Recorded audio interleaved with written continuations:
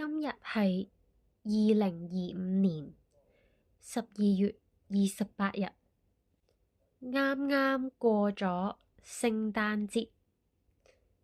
聖誕節係12月25日，跟住再過幾日就2026年啦，新年到啦，新嘅一年啦。今年2025年，你過得快樂嗎？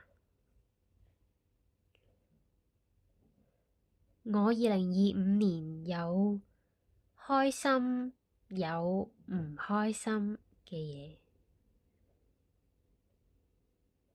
希望我2026年繼續加油，你都加油。